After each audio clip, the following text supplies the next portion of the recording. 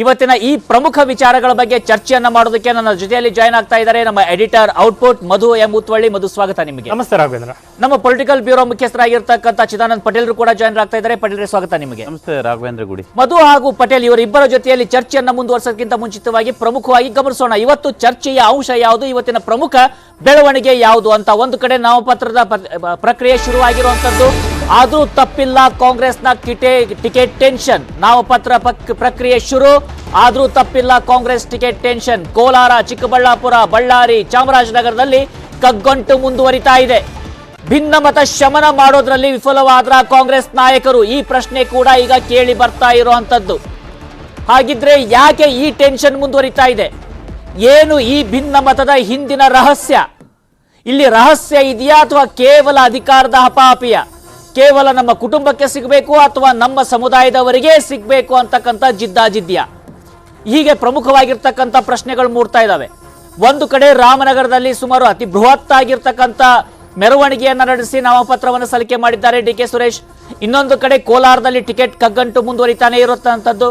ಆ ಟಿಕೆಟ್ ಕಗ್ಗಂಟನ್ನ ಬಗೆಹರಿಸೋದಕ್ಕೆ ಹೈಕಮಾಂಡ್ಗೆ ಸಾಧ್ಯವಾಗ್ತಾ ಇಲ್ವಾ? ಈ ಪ್ರಶ್ನೆ ಕೂಡ ಮೂಡ್ತಾ ಇದೆ.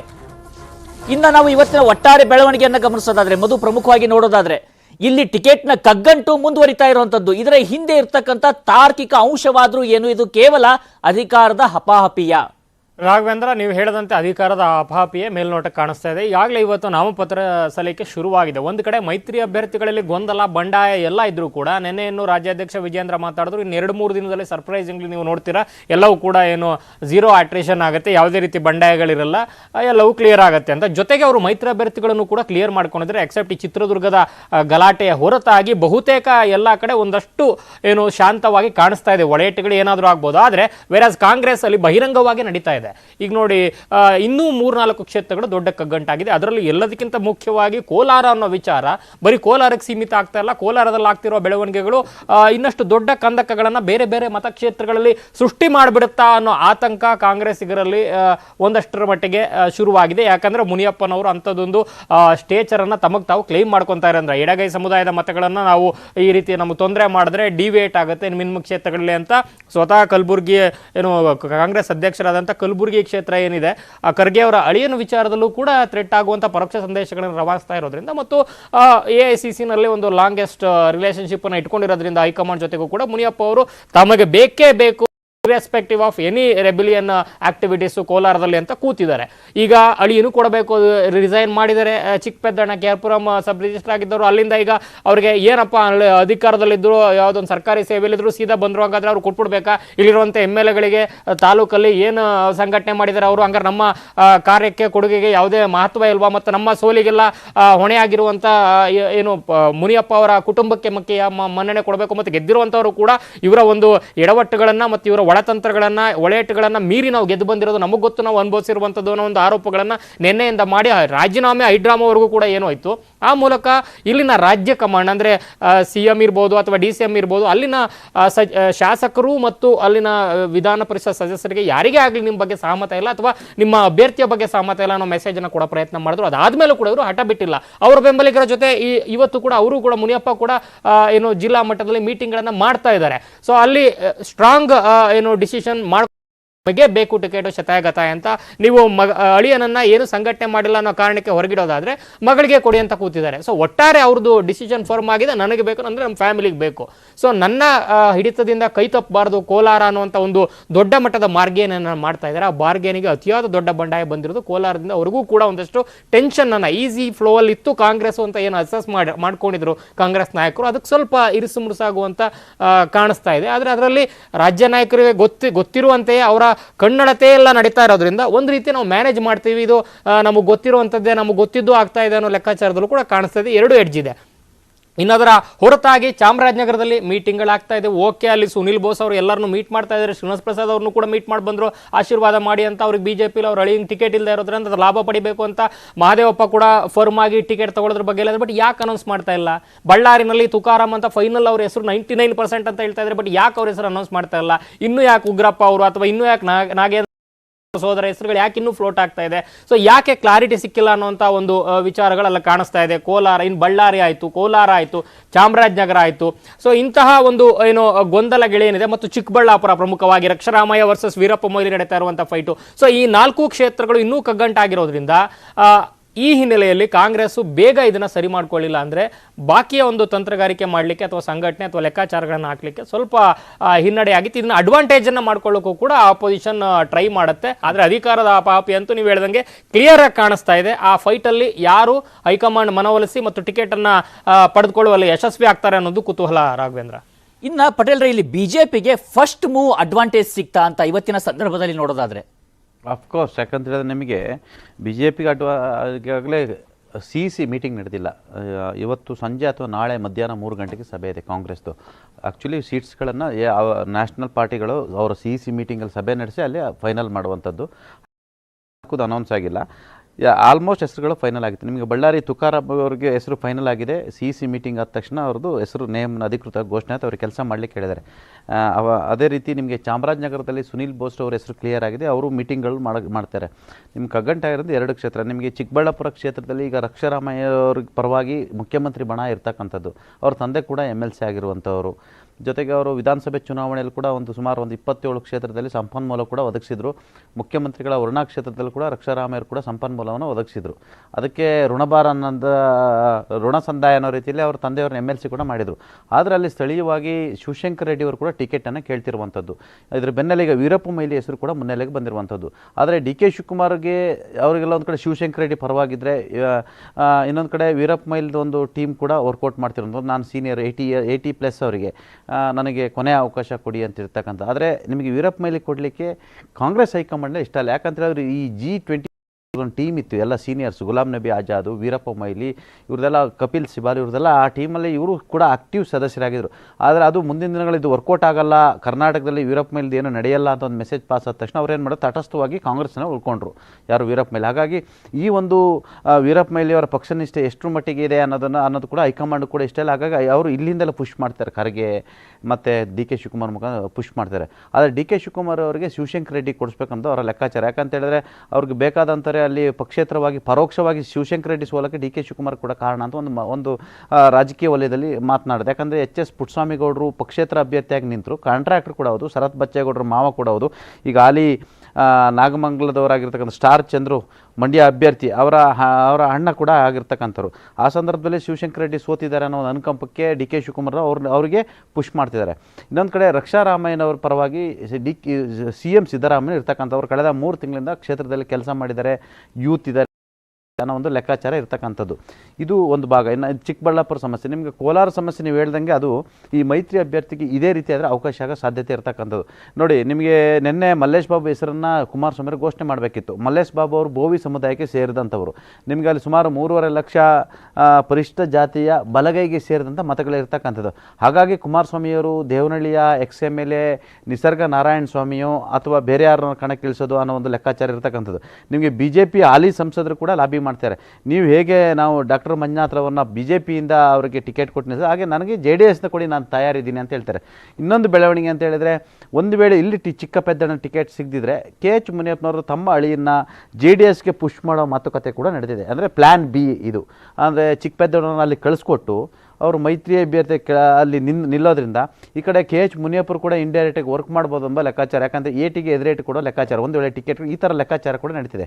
ಆದರೆ ನಿಮಗೆ ಇಷ್ಟು ಆಟದಲ್ಲಿ ಒಂದು KH ಮುನಿಯಪ್ಪ ವರ್ಸಸ್ ರಮೇಶ್ ಕುಮಾರ್ ಬಣ, ನೀವು ರಮೇಶ್ ಕುಮಾರ್ ಬಣ ಸೋತಿದ್ದಾರೆ ನೋಡಿ. ಆದರೂ ಕೂಡ ಅವರು ನೋಡಿ ವ್ಯವಸ್ಥೆ ಹೆಂಗಿದೆ ಅಂತೇಳಿ, ನೀವು ರಮೇಶ್ ಕುಮಾರ್ 5 ರಿಂದ 6 4 MLAಗಳನ್ನ 2 MLCಗಳನ್ನ ಕಂಟ್ರೋಲ್ ಇಟ್ಕೊಂಡಿದ್ದಾರೆ. ಅವರು ರಮೇಶ್ ಕುಮಾರ್ ತಾಳಕ್ಕೆ ತಕ್ಕಂತೆ ಕುಣಿತಾರೆ. ಆದರೆ ಅಲ್ಲಿ ಮುನಿಯಪ್ಪರ ಸಮಸ್ಯೆ ಅಂತ ಹೇಳಿದ್ರೆ, ಮುನಿಯಪ್ಪನವರು ಅಲ್ಲಿ ಗೆಲ್ಸೋ ರಾಜಕೀಯಕ್ಕಿಂತ ಸೋಲ್ಸೋ ರಾಜಕೀಯ ಮಾಡ್ತಾರೆ ಅನ್ನೋದು. ಅವರು 7 ಸರಿ MP ಆಗಿದ್ದಂಥವ್ರು. ನೀವು MC ಸುಧಾಕರ್ 2 ಸರಿ ಸೋತರು, ಒಂದು ಸರಿ ಟಿಕೆಟೇ ಕೊಡಿಸ್ಲಿಲ್ಲ ಅವ್ರಿಗೆ, ಅವರು ಪಕ್ಷೇತರವಾಗಿ ನಿಂತರು. ಕಳೆದ ಬಾರಿ ಮೊನ್ನೆ ನಡೆದ ಚುನಾವಣೆಯಲ್ಲಿ ಮಾಲೂರು ಮಂಜುನಾಥ್ ವಿರುದ್ಧ, ಮಾಲೂರು ನಂಜೇಗೌಡರ ವಿರುದ್ಧ ಕೆಲಸ ಮಾಡಿದ್ರು ಅಂತೇಳಿ ಗಂಭೀರ ಆರೋಪ. ಅವರು ಅಲ್ಲಿ BJP ಅಭ್ಯರ್ಥಿ ಮಂಜುನಾಥ್ ಗೌಡರು ಪರವಾಗಿ ನಿಂತರು. ಆದರೆ ಅಲ್ಲಿ UD ವಿಜಯಕುಮಾರ್ ಪಕ್ಷೇತರವಾಗಿ ನಿಂತಿದ್ದರಿಂದ ನಂಜೇಗೌಡರು ಗೆಲ್ಲಲಿಕ್ಕೆ ಸಾಧ್ಯ ಆಯ್ತು ಅನ್ನೋದು ಅವ್ರ ಲೆಕ್ಕಾಚಾರ. ಇನ್ನು ನಜೀರ್ ಅಹಮದ್ ಇರ್ತಕ್ಕಂಥವ್ರು ಮತ್ತು ಅಲ್ಲಿರ್ತಕ್ಕಂಥವ್ರು, ಯಾಕಂದರೆ KH ನೀವು ನೋಡಿ BJPಯಲ್ಲಿ ಗೋವಿಂದ ಕಾರಜೋಳ ಅವರೇ ಲೀಡರ್ ಆದರು. ಮತ್ತು ಸೆಕೆಂಡ್ ಸೆಕೆಂಡ್ SC ಲೀಡರ್ ಯಾರು ಬೆಳೆಯಕ್ಕೆ ಬಿಡಲಿಲ್ಲ. ಇಲ್ಲೂ ಅಷ್ಟೇ, ಅದೇ ಪರಮೇಶ್ವರು, ಅದೇ ಖರ್ಗೆ, ಇದೇ KH ಮುನಿಯಪ್ಪ, ಇವ್ರು ಬಿಟ್ಟು ನೆಕ್ಸ್ಟು ಇನ್ನೊಬ್ರು ದೊಡ್ಡ ಲೀಡರ್ ಬೆಳೆಯಕ್ಕೆ ಬಿಡಲಿಲ್ಲ. ಯಾಕಂತ ಹೇಳಿದ್ರೆ KH ಮುನಿಯಪ್ಪನಿಗೆ ಒಂದು ಅಸ್ತ್ರ, ನಾನು ಎಡಗೈ ಅಂತೇಳಿ, ಆಯಿತು. ಅವ್ರ ಹೆಸರಲ್ಲಿ ಓಟ್ ಹಾಕ್ತಾರೋ ಇಲ್ಲ, 10 ಜನಕ್ಕೆ ಊಟ ಹಾಕ್ತಾರೋ ಇಲ್ಲ ಗೊತ್ತಿಲ್ಲ, ಇಡೀ ರಾಜ್ಯದಿಂದ ನಾನು ಎಡಗೈ ಲೀಡ್ರು ಅಂತ ಹೇಳ್ತಾರೆ. ಇನ್ನು ಖರ್ಗೆ, ಈ ಒಂದು ಟೀಮ್ ಇವರೇ ಬಲಿಷ್ಠರು. ಮತ್ತು ಇವರು ಎರಡನೇ ಅಂತರ ಬೆಳೆಸಲೇ ಇಲ್ಲ. ಖರ್ಗೆ ಅವರು, ಈಗ ಪ್ರಿಯಾಂಕ್ ಆಯಿತು, ಅವ್ರ ಮಗ, ಈಗ ಯಾರೋ ಹಳಿ ಆಯಿತು, ಇನ್ನು ಪರಮೇಶ್ವರ್ ಮತ್ತೊಬ್ಬರು ಲೀಡರ್ ಬೆಳೀಲಿಲ್ಲ.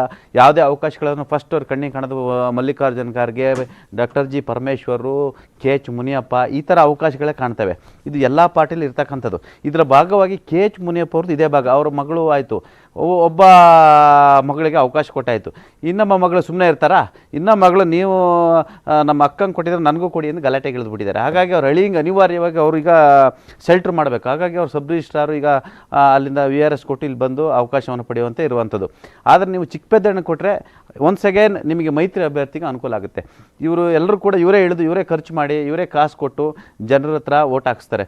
ಇದು ಕಳೆದ ಬಾರಿ 2019 ಮುನಿಯಪ್ಪಗೆ ಹೆಂಗೆ ರಿವರ್ಸ್ ಆಯಿತು, ಅದೇ ರೀತಿ ಈ ಬಾರಿ ಅವ್ರ ಅಳಿಯಂಗೆ ಟಿಕೆಟ್ ಕೊಟ್ಟರೆ ಮತ್ತೆ ಅವ್ರ ಅಳಿಗೂ ರಿವರ್ಸ್ ಆಗೋದು ಅಂದರೆ ಇವರ ಅಸ್ತಿತ್ವದ ಪ್ರಶ್ನೆ. ನೀವು ಚಿಕ್ಕಪೇದಣ್ಣ ಗಳಿಸಿದರೆ ಇಡೀ ಜಿಲ್ಲೆಯಲ್ಲಿ ನಾಯಕ ಯಾರು ಆಗ್ತಾರೆ? KH ಮುನಿಯಪ್ಪ ಆಗ್ತಾರೆ.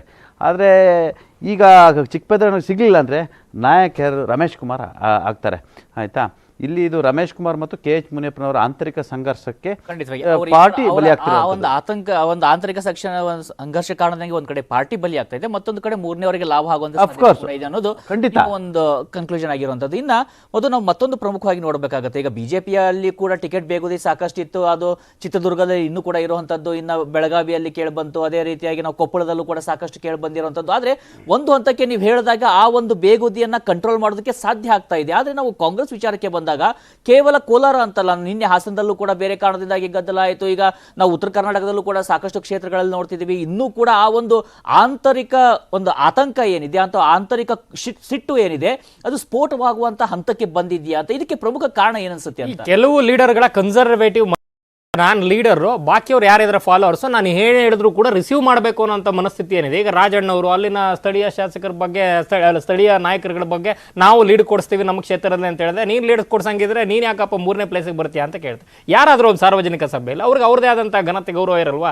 ರಾಜಣ್ಣ ಅವ್ರಿಗೆ ಒಂದು ಸ್ಟೇಚರ್ ಇರುತ್ತೆ, ಆ ಊರಲ್ಲಿ ಅವ್ರಿಗೂ ಒಂದು ಬೇರೆ ಫಾಲೋವರ್ಗೂ ಸ್ಟೇಚರ್ ಇರುತ್ತೆ ಕಾಂಗ್ರೆಸ್ ವರ್ಕರ್ಗೆ. ಸೊ ಅವ್ರು ಹಂಗೆ ಹೇಳಿದಾಗ ಸಹಜವಾಗಿ ಅಲ್ಲಿ ಗಲಾಟೆಗಳಾಗ್ತವೆ, ಬೇಸರಗಳಾಗ್ತವೆ. ಇಲ್ಲೂ ಕೂಡ ಮುನಿಯಪ್ಪ ಅವರು ತಮ್ಮನ್ನು ತಾವು ದೊಡ್ಡ ಲೀಡರ್ ಅಂತ ಅನ್ಕೊಂಡಿದ್ರೆ ಅದೇ ರೀತಿ ಅಧಿಕಾರವನ್ನು ಅನುಭವಿಸ್ಕೊಂಡ್ ಆದ್ರೆ ಬೇರೆಯವ್ರು ಬೆಳೆಸಬೇಕಲ್ಲ, ಬೇರೆಯವ್ರನ್ನ ಬೆಳೆಸೋದಿರ್ಲಿ. ತುಳಿತಾ ಇದ್ದಾರೆ, ಹಾಳು ಮಾಡ್ತಾ ಇದ್ದಾರೆ ಪಕ್ಷ ಸಂಘಟನೆ. ಒಂದೊಂದು ತಾಲೂಕಲ್ಲಿ 2 ಗುಂಪುಗಳನ್ನ ಮಾಡ್ಕೊಂಡಿದ್ದಾರೆ ಅನ್ನುವಂಥದ್ದು ಅಲ್ಲಿರುವಂತ ಸಿಟ್ಟಿಂಗ್ MLAಗಳು ಮತ್ತು ಸೋತಿರುವಂತ MLAಗಳ, ಸೋತಿರುವಂತ ಜನಪ್ರತಿನಿಧಿಗಳ ಕಾಂಗ್ರೆಸ್ ಏನು ಮುಖಂಡರ ವಾದ. ಸೊ ಈ ಹಿನ್ನೆಲೆಯಲ್ಲಿ ನಾಯಕರುಗಳ ಫ್ರಾಜೈಲಿಗೋ ಮತ್ತು ಅವರ ವೈಯಕ್ತಿಕ ಇಂಟ್ರೆಸ್ಟು ಮತ್ತು ಅವರ ಒಂದು ಏನು ಸೆಲೆಕ್ಟಿವ್ ಪ್ರಿಫರೆನ್ಷಿಯಲ್ ಟ್ರೀಟ್ಮೆಂಟ್ಸು, ಈ ಎಲ್ಲ ಕಾರಣಗಳಿಗೆ ಈ ಒಂದು ಹಂತಕ್ಕೆ ಬಂದಿದೆ. ಆದರೆ ಜೊತೆಗೆ ಇಲ್ಲಿನ ಸ್ಥಳೀಯ ನಾಯಕರು ಕೂಡ ಹ್ಯಾಂಡಲ್ ಮಾಡೋಕ್ಕಾಗದೇ ಇರುವಂಥ ಪರಿಸ್ಥಿತಿ ಆಗಿರೋದ್ರಿಂದ DCM CM ನಾವೇನೇ ಮಾಡ್ತೀವಿ ಅಂತ ಹೇಳಿದ್ರು ಕೂಡ ಅವರ ಕಣ್ಣಳತೆಯಲ್ಲೇ ನಡೀತಾ ಇರೋ ರೀತಿ ಕಾಣಿಸ್ತಾ ಇದೆ. ಬಿಟ್ಬಿಟ್ಟಿದ್ದಾರೆ. ಅದು ಫೈನಲ್ ಆಗಿ ಅವರು ಕನ್ವಿನ್ಸ್ ಮಾಡಕ್ ಆಗ್ತಿಲ್ಲ, ಮುನಿಯಪ್ಪ ಗೊತ್ತಾಗ್ಲಿ ಯಾವ ರೀತಿ ರಿವೋಲ್ಟ್ ಇದೆ ಅಂತ. ಬೇರೆಸ್ ಇಲ್ಲಿ ಯಡಿಯೂರಪ್ಪನವರಿಗೆ ಟಿಕೆಟ್ ಡಿಸ್ಟ್ರಿಬ್ಯೂಷನ್ ಸಂಪೂರ್ಣ ಬಹುತೇಕ 90% ಸ್ವಾತಂತ್ರ್ಯವನ್ನು ಕೊಟ್ಟಿದ್ರು. ಸ್ವಾತಂತ್ರ್ಯವನ್ನು ಕೊಟ್ಟಂತ ಸಂದರ್ಭದಲ್ಲಿ ಅಲ್ಲಿ ಬರುವಂತ ಅಟ್ರಿಷನ್ ಅಥವಾ ರೆಬಲಿಯನ್ ಫ್ಯಾಕ್ಟರ್ಗಳನ್ನ ನೀವೇ ಮ್ಯಾನೇಜ್ ಮಾಡಿರುವಂತ ಫ್ರೀಡಮ್ ಕೂಡ ಕೊಟ್ಟಿದ್ದಾರೆ. ಸೊ ಈ ಹಿನ್ನೆಲೆಯಲ್ಲಿ ಯಡಿಯೂರಪ್ಪನವರು ಅನಿವಾರ್ಯ ಆಗಿರೋದ್ರಿಂದ ಅವ್ರ ಜವಾಬ್ದಾರಿ ಕೂಡ ಇರೋದೇ ಎನ್ಶೂರ್ ಮಾಡ್ಕೊಬೇಕು ಗೆಲುವನ್ನ. ಆ ಕಾರಣಕ್ಕೆ ಅವರೇ ಸ್ವತಃ ಇಂಟ್ರೆಸ್ಟ್ ನ ತೋರಿಸಿ ಟಿಕೆಟ್ ಕೊಡಿಸಿರೋದ್ರಿಂದ ಎಲ್ಲೆಲ್ಲಿ ಬಂಡಾಯಗಳು ಬಂದಿದೆ ಆ ಬಂಡಾಯಗಳನ್ನ ಮ್ಯಾನೇಜ್ ಮಾಡುವಂತ ಕೆಲಸದಲ್ಲಿ ಮಗ್ನರಾಗಿದ್ದಾರೆ. ಸೊ ಈ ಹಿನ್ನೆಲೆಯಲ್ಲಿ ಬಿಜೆಪಿ ಮತ್ತು ಕಾಂಗ್ರೆಸ್ ನಡುವೆ ಈ ಬಂಡಾಯಗಳನ್ನು ಮ್ಯಾನೇಜ್ ಮಾಡೋ ವಿಚಾರದಲ್ಲಿ ಡಿಫರೆನ್ಸ್ ಬಂದಿದೆ.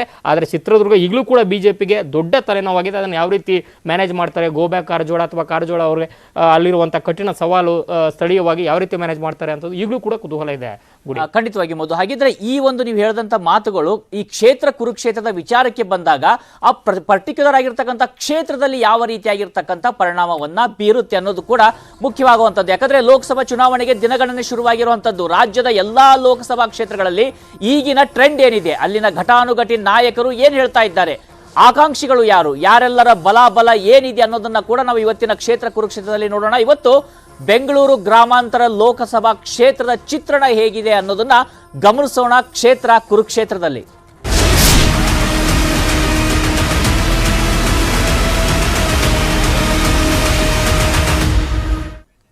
ನಿಸ್ಸಂಶಯವಾಗಿ ಕರ್ನಾಟಕದ one of the high voltage ಕ್ಷೇತ್ರ ಅಂದ್ರೆ ಅದು ಬೆಂಗಳೂರು ಗ್ರಾಮಾಂತರ.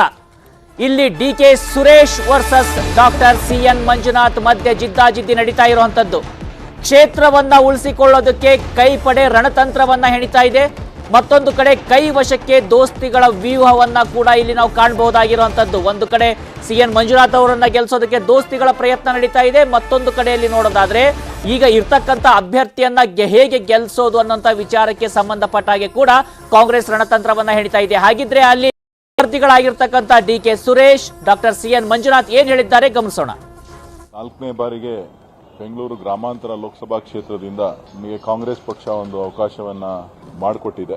ಜನರ ಒಡನಾಡಿಯಾಗಿ ಇವತ್ತು ಏನು ನಾನು ಕಳೆದ 10 ವರ್ಷ 8 ತಿಂಗಳಲ್ಲಿ ಕೆಲಸ ಮಾಡಿದ್ದೇನೆ, ನನಗೆ ದಯವಿಟ್ಟು ತಾವೆಲ್ಲರೂ ಕೂಡ ಕೂಲಿ ನೀಡೋದ್ರ ಮುಖಾಂತರ ಮತ್ತೊಮ್ಮೆ ನನಗೆ ಆಶೀರ್ವಾದ ಮಾಡಬೇಕು ಅಂತೇಳಿ ಇವತ್ತು ಒಂದು ರಾಜ್ಯದ ಧ್ವನಿಯಾಗಿ, ಕನ್ನಡಿಗರ ಧ್ವನಿಯಾಗಿ ಕರ್ನಾಟಕಕ್ಕೆ ಆಗ್ತಾ ಇರ್ತಕ್ಕಂಥ ಅನ್ಯಾಯ, ಏನು ತಾರತಮ್ಯ, ಮಲದಾಯಿ ಧೋರಣೆ, ಕರ್ನಾಟಕದ ಕನ್ನಡಿಗರ ತೆರಿಗೆ ಹಣ ಉತ್ತರ ಭಾರತದ ಅಭಿವೃದ್ಧಿಗೆ ತೆಗೆದುಕೊಂಡು ಹೋಗ್ತಾ ಇರ್ತಕ್ಕಂಥದ್ದು. ನಾನೊಬ್ಬ ಭಾರತೀಯ ಕನ್ನಡಿಗರ ಧ್ವನಿಯಾಗಿದ್ದೇನೆ. ನಾನು ಎಲ್ಲ ಜಾತಿ ಎಲ್ಲ ಧರ್ಮಗಳನ್ನ ಒಳಗೊಂಡ ಭಾರತೀಯ. ನಾನು ಕೆಂಗಲ್ ಆಂಜನೇಯಾಗಿ ಬಂದು ಪ್ರಾರ್ಥನೆ ಸಲ್ಲಿಸಿದ್ದೇವೆ. ಬಿಜೆಪಿ JDS ಕಾರ್ಯಕರ್ತರುಗಳು ಅವರ ಹೃದಯ ಒಂದಾಗಿದೆ ಮತ್ತು ಮನಸ್ಸುಗಳು ಒಂದಾಗಿದೆ. ಅವರಲ್ಲಿ ಒಂದು ಹೊಸ ಎನರ್ಜಿ ಬಂದಿದೆ, ಏನೋ ಒಂದು ವಿದ್ಯುತ್ ಸಂಚಲನ ಥರ ಆಗಿದೆ. ಈಗ ತುಂಬ ಮಲಗಿದ್ದವರಲ್ಲೇ ಎದ್ಬಿಟ್ಟಿದ್ದಾರೆ ಈಗ.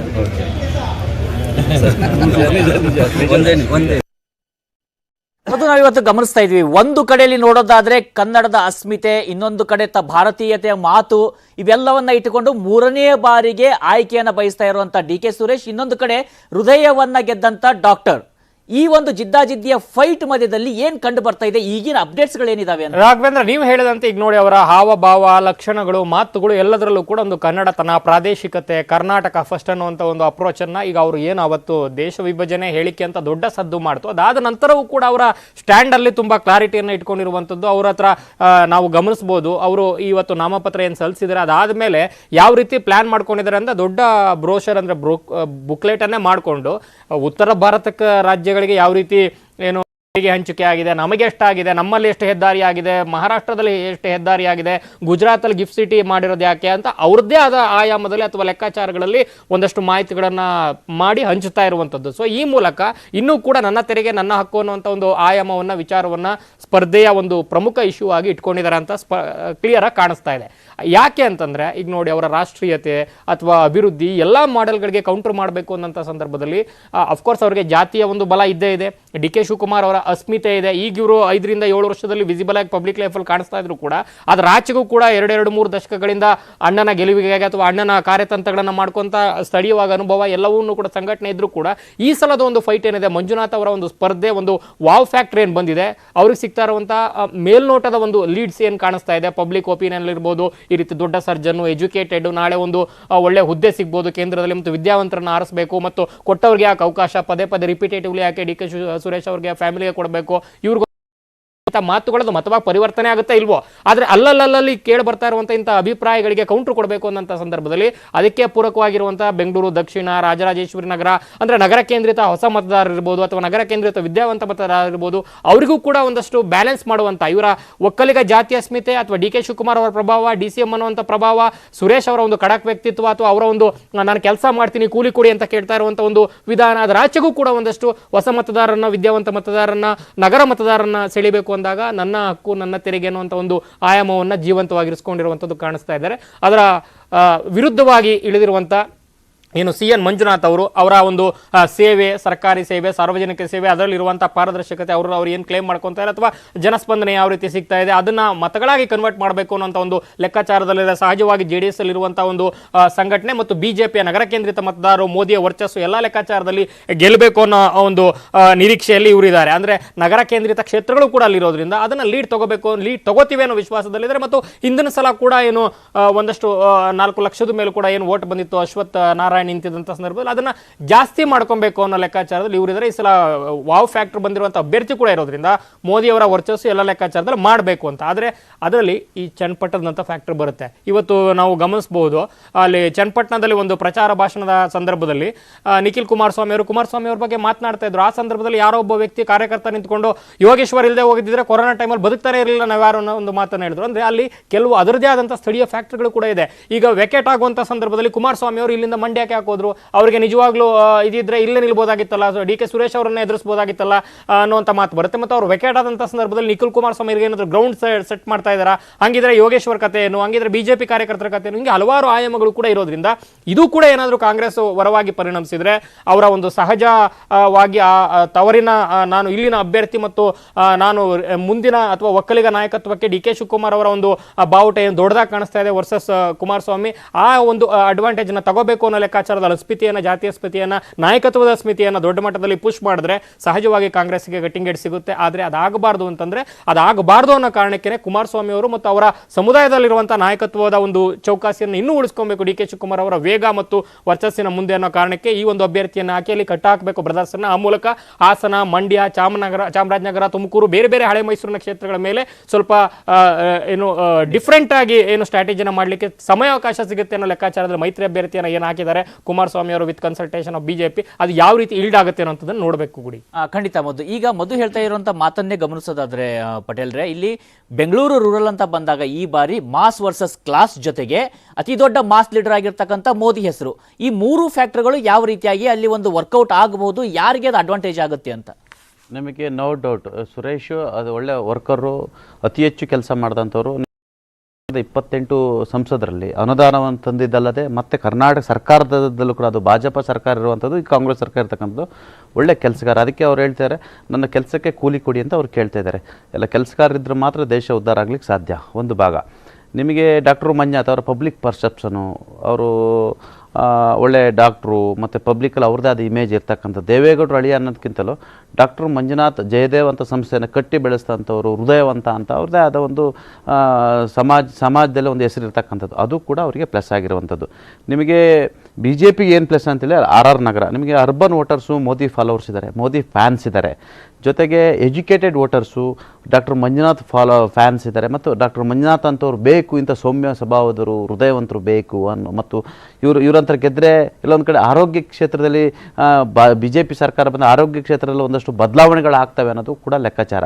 ನಿಮಗೆ ರಾಜರಾಜೇಶ್ವರಿ ನಗರ, ಬೆಂಗಳೂರು ದಕ್ಷಿಣ ಮತ್ತು ಎಲ್ಲಿ ಅರ್ಬನ್ ವೋಟರ್ಸ್ ಇದ್ದಾರೆ, ಅರ್ಬನ್ ವೋಟರ್ಸ್ ಆಲ್ಮೋಸ್ಟ್ ನಿಮಗೆ ತಾವು ಗಮನಿಸ್ಬೋದು ಎಲ್ಲ ಕಡೆ ಇಡೀ ದೇಶಾದ್ಯಂತ ಅದು ಮೋದಿ ಪರವಾಗಿರ್ತಕ್ಕಂಥ ವೋಟರ್ಸು ಮತ್ತು ಮೋದಿ ಅಲೆಯಲ್ಲಿರ್ತಕ್ಕಂಥ ವೋಟರ್ಸು. ಹಾಗಾಗಿ ಇದು ಈಸಿ ಆಗುತ್ತೆ. ಮತ್ತೊಂದು JDS ಮತ್ತು BJPಯ ಕಾರ್ಯಕರ್ತರು ಜೆಲ್ಲಾಗಿರೋದು, ಇದು ಇಂಪಾರ್ಟೆಂಟು. ಎಲ್ಲರೂ ಒಟ್ಟಾಗಿ ಇಳ್ತಿದ್ದಾರೆ. ಬಹುಶಃ ಡಾಕ್ಟರ್ ಮಂಜುನಾಥ್ ಅವರು JDSನ ಅಭ್ಯರ್ಥಿ ಆಗಿದ್ದರೆ BJP ಅಷ್ಟೊಂದು ಈ ರೀತಿ ಎಲ್ಲರೂ ತೊಡಸ್ಕೊಳ್ತಿರಲಿಲ್ಲ. ಆದರೆ BJPಗೆ ಈಗಿದು ಅನಿವಾರ್ಯ. ಯಾಕಂತ ಹೇಳಿದ್ರೆ ಅವರ ಚಿಹ್ನೆ ಅಡಿ ಇವ್ರನ್ನ ನಿಲ್ಲಿಸ್ಕೊಂಡಿದ್ರೆ ಅವ್ರು ಗೆಲ್ಲಿಸ್ಕೊಳ್ಳೇಬೇಕು. ಆದರೆ ಈ ಚುನಾವಣೆ doctor Manjunath versus D K Suresh ಚುನಾವಣೆ, ಈ ಚುನಾವಣೆ ಕೂಡ ಇದು ಅವರು BJP ಅಭ್ಯರ್ಥಿ ಆಗಿದ್ರು ಕೂಡ ಇದು DK Shivakumar versus HD Kumaraswamy ಅವರ ಚುನಾವಣೆ. ಯಾಕಂತ ಹೇಳಿದ್ರೆ ನಿಮಗೆ ರಾಮನಗರ ಜಿಲ್ಲೆ, ಮಂಡ್ಯ ಜಿಲ್ಲೆ, ಹಾಸನ ಜಿಲ್ಲೆ ಇವೆಲ್ಲವೂ ಕೂಡ ಇಂಡೈರೆಕ್ಟ್ಲಿ JDSನ ತೆಕ್ಕೆಯಲ್ಲಿರ್ತಕ್ಕಂಥ. ಹಾಗಾಗಿ ಡಾಕ್ಟರ್ ಅವರು ಭಾರತೀಯ ಜನತಾ ಪಕ್ಷದ ಅಭ್ಯರ್ಥಿ ಆಗಿದ್ರು ಕೂಡ ಅಲ್ಲೂ ಕೂಡ ಅವರ ಕುಟುಂಬದವರು, ಅವ್ರು ಬೇರೆ ಯಾರಲ್ಲ, ದೇವೇಗೌಡರು ಅಳಿಯ. ಹಾಗಾಗಿ ನಿಮಗೆ ಬೆಂಗಳೂರು ಗ್ರಾಮಾಂತರ ಕೂಡ ಅವರು ಅದರ ಹಿಂದೆ ಸುತ್ತ, ಯಾಕಂತ ಹೇಳಿದ್ರೆ ಅಲ್ಲಿ ರಾಮನಗರ ಕೂಡ ಅಲ್ಲೇ ಬರುವಂಥದ್ದು. HD ಕುಮಾರಸ್ವಾಮಿಯವರ ಮತ್ತು DK ಶಿವಕುಮಾರ್ ಇಲ್ಲಿ ಮತ್ತೆ ಒನ್ಸ್ ಅಗೇನ್ ಒಕ್ಕಲಿಗ ಫೈಟ್. ಇದು ನಿಮಗೆ ಅದು ಮಂಡ್ಯ ಇರ್ಬೋದು, ಮೈಸೂರು ಇರ್ಬೋದು, ಈ ಭಾಗದಲ್ಲಿ ಯಾರು ನಾಯಕ, ಒಕ್ಕಲಿಗರಿಗೆ ಮುಂದಿನ ನಾಯಕ ಯಾರು? ದೇವೇಗೌಡರು ಇಷ್ಟು ದಿನ. ಆದರೆ ಈಗ ಯಾರು ನಾಯಕ ಅಂತ HD ಕುಮಾರಸ್ವಾಮಿಯವರು 2 ಬಾರಿ ಮುಖ್ಯಮಂತ್ರಿ ಆದರು. ಮುಖ್ಯಮಂತ್ರಿ ಆದ ಬಳಿಕ ಒಂದಷ್ಟು ಚರಿಸ್ಮ ಕಳ್ಕೊಂಡ್ರು. ಕಳೆದ ಚುನಾವಣೆಯಲ್ಲಿ ಮಂಡ್ಯದಲ್ಲಿ ಒಂದೇ ಸ್ಥಾನವನ್ನು ಗೆದ್ದರು. ಆಲ್ಮೋಸ್ಟ್ ಹಳೆ ಮೈಸೂರು ಭಾಗದಲ್ಲಿ JDS ಸಂಪೂರ್ಣ ನೆಲ ಕಚ್ಚಿತು. ಸುಮಾರು 40-45 ಸೀಟ್ಗಳ ಕನಸು ಕಂಡಿದ್ದಂಥ ಕುಮಾರಸ್ವಾಮಿ ಅವರಿಗೆ ಕನಸು ನುಚ್ಚುನೂರಾಯಿತು, ಕಮರಿ ಹೋಯಿತು. ಹಾಗಾಗಿ ಇಲ್ಲಿ ನಿಮಗೆ ಈ ಅರ್ಬನ್ ವೋಟರ್ಸ್ ಜೊತೆಗೆ ಒಕ್ಕಲಿಗ ವೋಟರ್ಸ್ಗಳು ಪ್ರಾಬಲ್ಯ ಕೂಡ ಇರ್ತಕ್ಕಂಥ. ಹಾಗಾಗಿ ಒಕ್ಕಲಿಗರು DK ಶಿವಕುಮಾರ್ ಕೈ ಹಿಡಿತಾರಾ ಅಥವಾ HD ಕುಮಾರಸ್ವಾಮಿ ಕೈ ಹಿಡಿತಾರೆ? ಇಲ್ಲಿ ಡಾಕ್ಟರ್ ಕೈ ಹಿಡಿತಾರೆ ಅಥವಾ ಸುರೇಶ್ ಕೈ ಹಿಡಿತಾರೆ ಅಂತಲ್ಲ.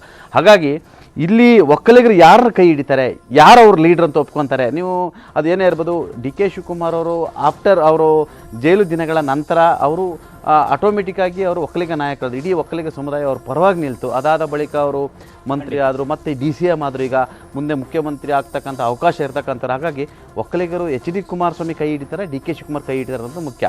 ಮತ್ತು ಅರ್ಬನ್ ವೋಟರ್ಸು ಒಂದು ವೇಳೆ ಅಲ್ಲಿ ಯಾರನ್ನ ಕೈ ಹಿಡಿತಾರೆ ಅಂತ. ಆದರೆ ನಿಮಗೆ ಕನಕಪುರ ಅವರಿಗೆ ಪ್ಲಸ್ ಪಾಯಿಂಟ್, ಯಾರಿಗೆ ಕನಕಪುರ ಪ್ಲಸ್ ಪಾಯಿಂಟು, ಚನ್ನಪಟ್ಟಣ, ರಾಮನಗರ, ಮಾಗಡಿ ಇವರಿಗೆ ಮತ್ತೆ ಕುಣಿಗಲ್ ಕೂಡ ಅವರಿಗೆ ಪ್ಲಸ್ ಪಾಯಿಂಟ್ ಇರ್ತಕ್ಕಂಥ. ಖಂಡಿತವಾಗಿ ನೀವು ಹೇಳಿದಾಗೆ ಈಗ ಮತದಾರರು ಯಾರ ಕೈಯನ್ನ ಹಿಡಿತಾರೆ ಅಂತಕ್ಕಂಥ ಪ್ರಶ್ನೆಗೆ ಉತ್ತರ ಜೂನ್ 4ಕ್ಕೆ ಸಿಗುತ್ತೆ. ಆದ್ರೆ ಈ ಚರ್ಚೆ ಮುಂದುವರಿತಾ ಇರುತ್ತೆ, ಈ ಕುತೂಹಲಗಳು ಇದೇ ರೀತಿಯಾಗಿ ಮುಂದುವರಿತಾ ಇರುತ್ತೆ. ಇವತ್ತು ಕಾರ್ಯಕ್ರಮದಲ್ಲಿ ಭಾಗವಹಿಸಿದ್ದಕ್ಕೆ ಮಧು ಮತ್ತೆ ಚಿದಾನಂದ್ ಪಟೇಲ್ ಇಬ್ಬರಿಗೂ ಕೂಡ ಧನ್ಯವಾದಗಳು. ವೀಕ್ಷಕರೇ, ನಿಮಗೂ ಕೂಡ ಧನ್ಯವಾದ, ನೀವು ಕೂಡ ಕಾರ್ಯಕ್ರಮದಲ್ಲಿ ಭಾಗವಹಿಸಿದಿರಿ. ಇದೇ ರೀತಿಯಾಗಿ ನೋಡ್ತೀರಿ ನ್ಯೂಸ್ 18 ಕನ್ನಡ.